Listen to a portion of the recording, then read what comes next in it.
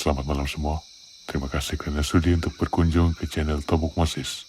Dan saya ucapkan selamat datang ke dalam segmen Tinsomnia, di mana saya akan membacakan cerita-cerita misteri, cerita-cerita seram yang kadang-kala boleh menjadi cerita sedih atau cerita gembira atau apa saja keadaan yang tertulis dalam cerita yang dikirimkan kepada saya. Jadi sekalinya ada cerita seram atau cerita misteri, kirimkan kepada saya di email Tinsomnia 1111 TINSOMNIA 1111 @gmail.com. Anda dinasihatkan supaya menggunakan earbuds, headphone, atau stereo speaker untuk menghayati cerita-cerita ini. Semoga Anda semua tidur lena di buai misteri dunia.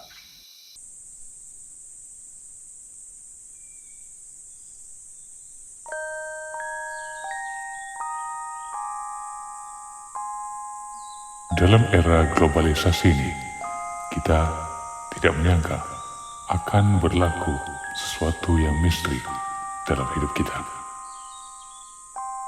Hal ini demikian karena ramai orang sekarang kurang percaya wujudnya ilmu gaib seperti sihir, ilmu kebal, dan sebagainya.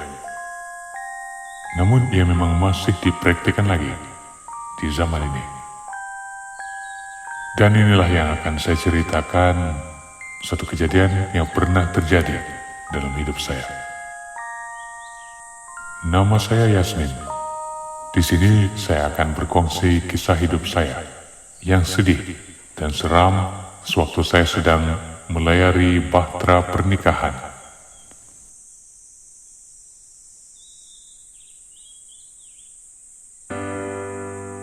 Saya telah pun dipertemukan dengan seorang lelaki untuk dijadikan sebagai suami.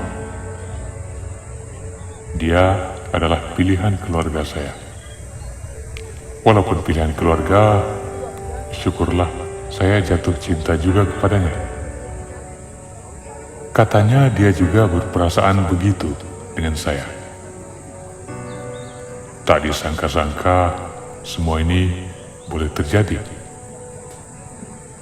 Aku tidak pernah kenal dengan lelaki ini. Hari pernikahan kami memang sungguh indah saya rasakan.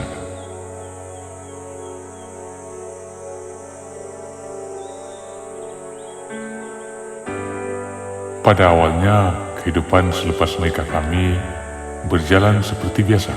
Seperti hidupnya pasangan pengantin baru yang tengah berbulan madu, begitulah. Tetapi masa berlalu dengan begitu pantas.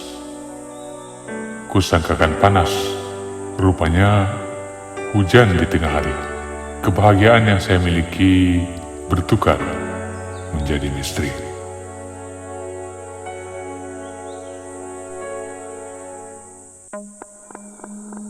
Saya seringkali ternampak sesuatu makhluk yang kurus, hodoh, dan menakutkan sekali, bergantung di atas siling rumah kami.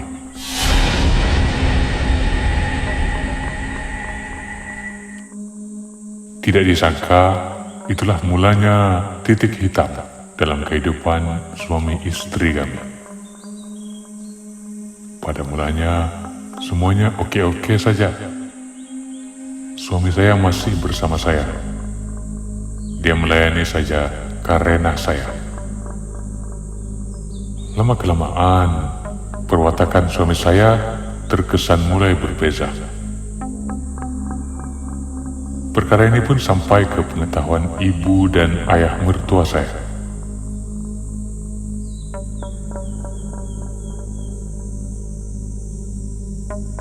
Suatu hari, saya pergi mengadu kepada suami saya tentang penampakan seorang perempuan kurus, hodoh, dan sangat menakutkan bertenggek di atas siling rumah.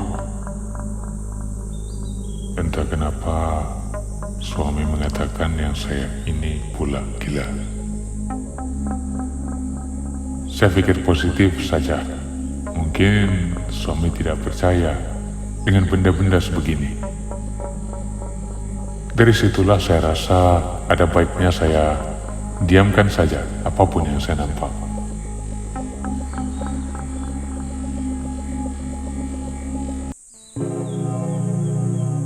Kejadian kedua pula berlaku sewaktu saya sedang berbaring melihat gambar-gambar saya bersama suami pergi berbulan madu.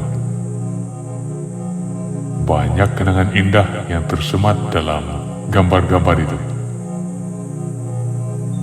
Sempat saya berpikir sendiri, kalau saya dapat kembalikan zaman-zaman itu, alangkah bestnya. Waktu saya sedang khusyuk melihat gambar-gambar kami, tiba-tiba saya terkejut karena katil saya ditendang seseorang dari bawah.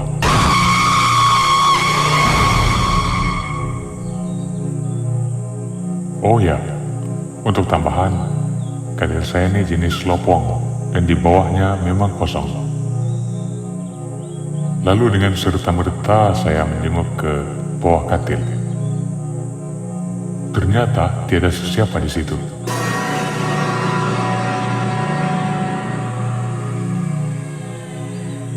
Oleh karena rasa takut yang dahsyat, saya menjerit sekuat-kuatnya, seperti orang yang terkena histeria. Namun, saya terus diherdik oleh ibu mertua saya setelah mendengar jeritan saya. Saya hanya mampu menangis. Mau bersuara pun, orang takkan paham keadaan saya.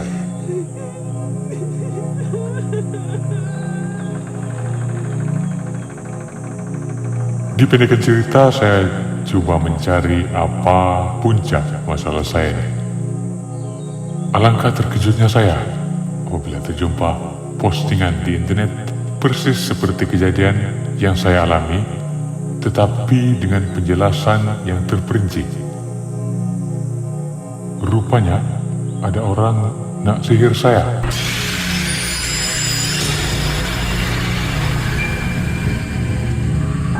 Saya jadi tertanya-tanya, siapa pula yang tak puas hati dengan saya nih?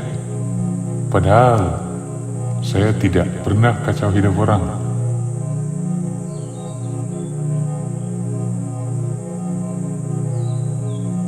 Beberapa hari kemudian saya bertemu dengan seorang perawat. Dalam sesi rawatan itu, saya menurun.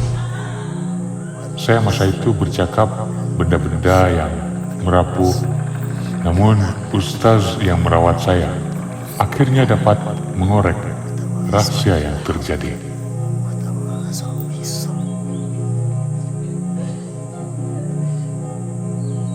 Dipendekkan cerita, dulu suami saya pernah ada kekasih sebelum dia berkahwin dengan saya. Perempuan itu tidak merelakan hubungan kami. Meskipun begitu, suami saya tidak suka akan perempuan itu. Oleh karena perempuan itu tidak dapat menceraikan kami, maka dia memilih untuk menghantar jelangkung di tempat saya dan mengganggu saya.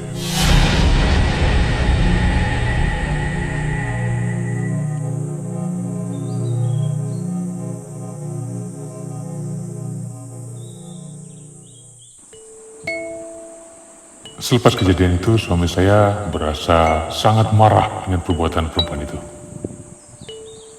Dia menyesal karena telah memarahi saya. Ibu mertua saya juga begitu. Mereka pun memohon maaf atas apa yang terjadi. Dan akhirnya saya berjaya dipulihkan. Kehidupan saya dan suami pun kembali normal. Sedikit nasihat saya bagi mengakhiri cerita ini buat semua orang yang akan mendengarkannya. Ingatlah bahwa ilmu sihir memang ada. Jangan ambil ringan bila orang dengki dengan kita. Jangan pula kita mencobanya saat kita tidak puas hati dengan kehidupan orang lain. Ingatlah bahwa tuah ayam nampak di kaki. Tuah manusia, tiada siapa mengetahui.